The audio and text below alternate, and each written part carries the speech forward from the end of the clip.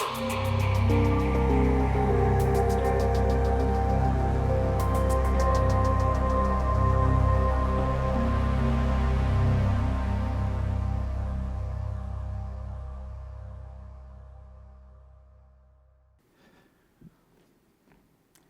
are the sum of our experiences.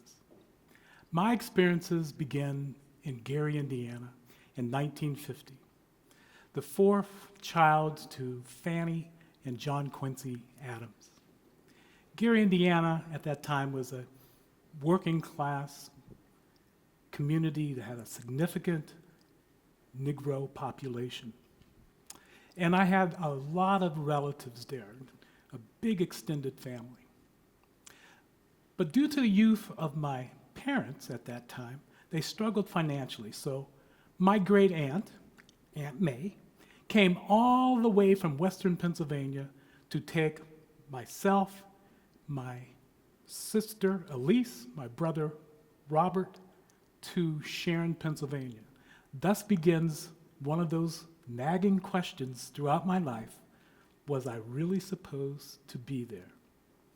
And this is juxtaposed to growing up in the Negro community of Gary, to be raised on the West Hill of Sharon, Pennsylvania. You see, during the 1950s, Jim Crow up north was alive and well. Now, we didn't have segregated water fountains and bathrooms, but there were lots of places, if you were colored, you were not supposed to be. On the West Hill was one of those places. Now, we were there because James Danks, who my great aunt married, was in the vernacular a octoroon, a person of 1/8 African descent. And he was very fair-skinned. In fact, I always marveled at him because he had freckles. I just hadn't seen a whole lot of black people with freckles, and he was hardly black to begin with. But when we got there, trust me, the gig was up.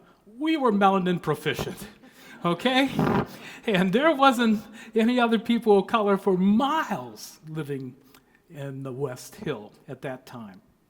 Now, fortunately for us, Aunt May was not about passing, even though she was very fair-skinned as well.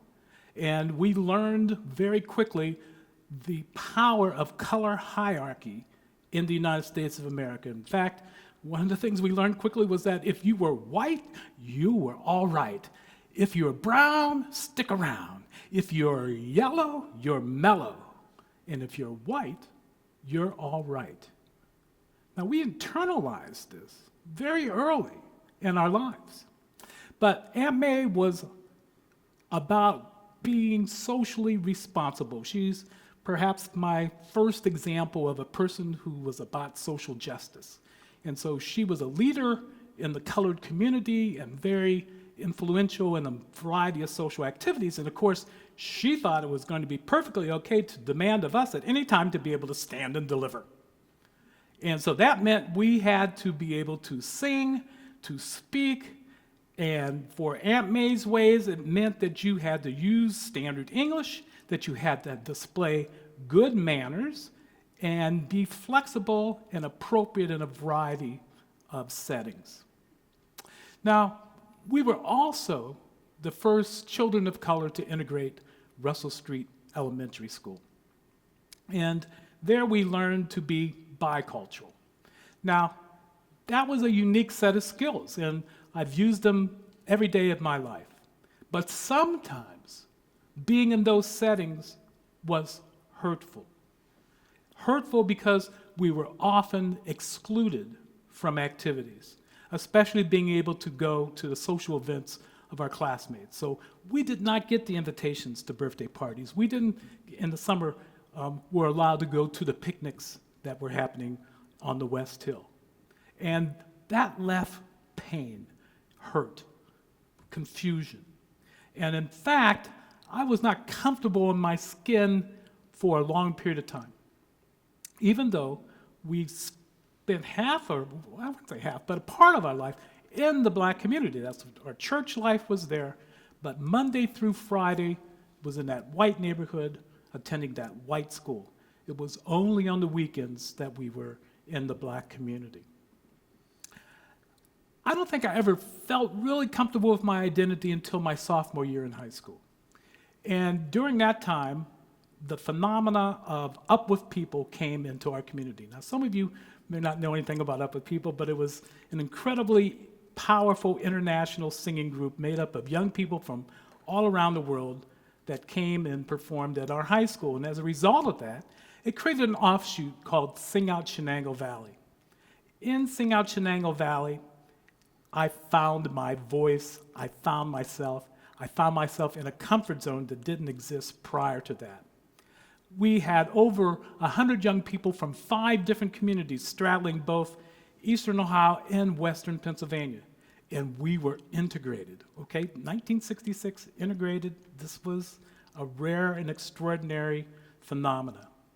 I became so embroiled in the Up With People movement that during my senior year, I auditioned for the international cast of Up With People.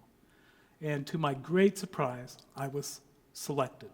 So 2 weeks after my graduation, I'm on a Greyhound bus heading for New York City in one of the great adventures of my life.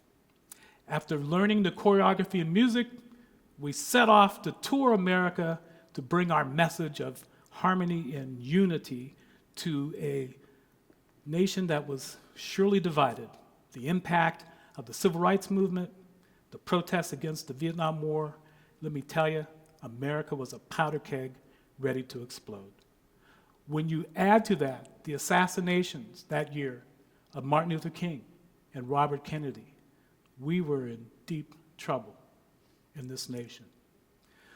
One of the real powerful events that year touring with Up With People was our performance at the Democratic National Convention in Chicago. Oh man, I gotta tell you, we were so excited. Naively, we thought by smiling and singing that we were going to perhaps influence the selection of maybe the next president of the United States. So we practiced like crazy and we performed with Aretha Franklin at that convention. I'll never forget, after it's over, we were so exuberant, oh my gosh, we were just giddy with excitement, okay?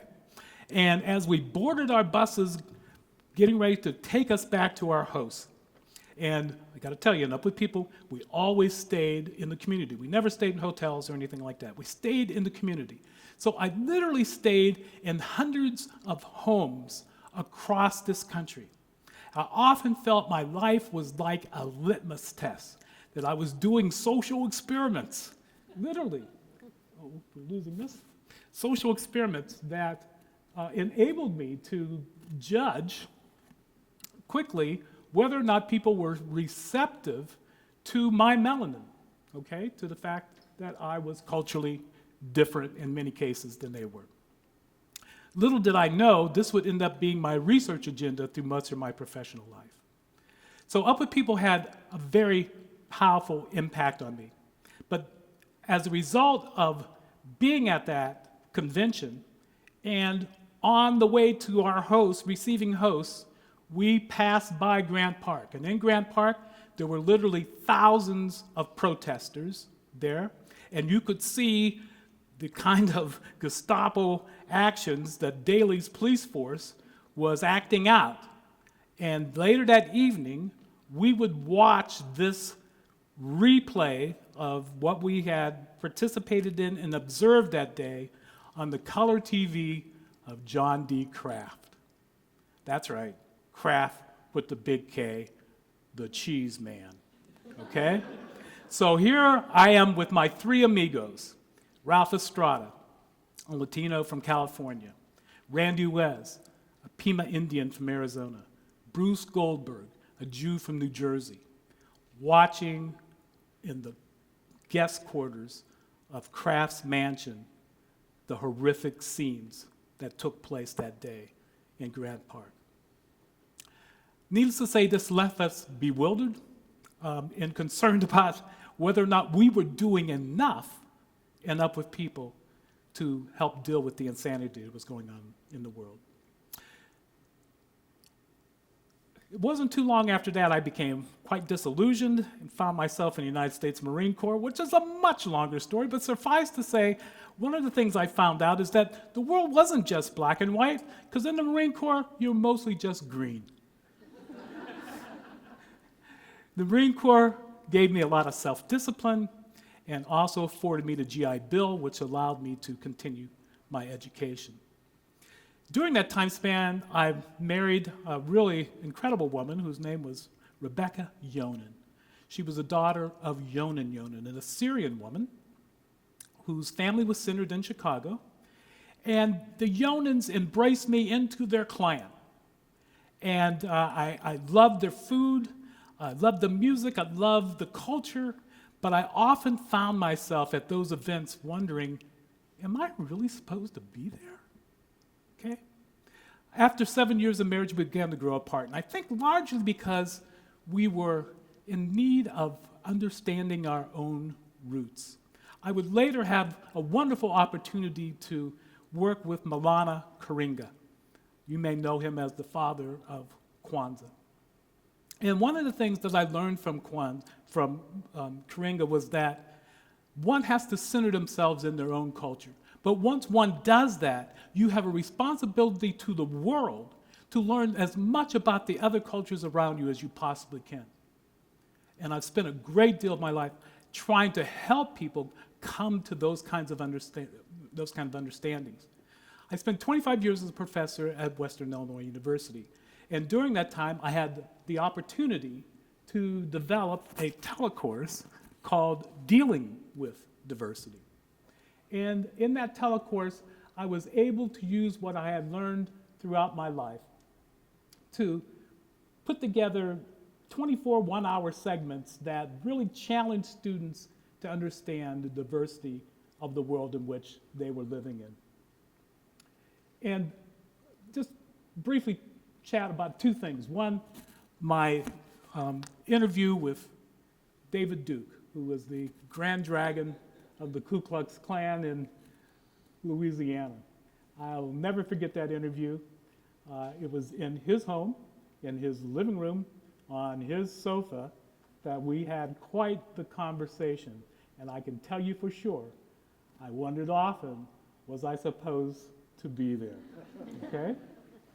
I had other wonderful experiences traveling the world. I went to Cuba before it was fashionable. Had the opportunity to go to Africa, and South Africa in particular. And in all those places, I learned more about the tremendous diversity that exists on our planet. And the need for us, because as we talk here this evening, there's a growing incivility that's taking place in our country. And we've got to be able to deconstruct these partisan ideologies that have created a kind of gridlock and a paralysis for our country. And the only way that we can do that is by recognizing the fact that hierarchies of race separate us and divide us. The class stratification leads to tremendous wealth inequality. That the rigidity around gender and sexual orientation is not good for the American family or the human family. And finally, that the absolutism of religion that leads to fanaticism and terrorism is definitely something we have to keep in check. So how do we do this? We do this by subscribing to something that is larger than ourselves. We have this amazing brain that has more than 75 billion neurons capable of 1 trillion connections. So we have the capacity to learn and to be able to accept the differences that divide us. We have the capacity to reach across the divides and to be able to build bridges of understanding that can unite us. And we can do that best, and here's what I want you to do. I want you to reach down there and fill your belly button. Come on, fill your belly buttons. Okay, very good.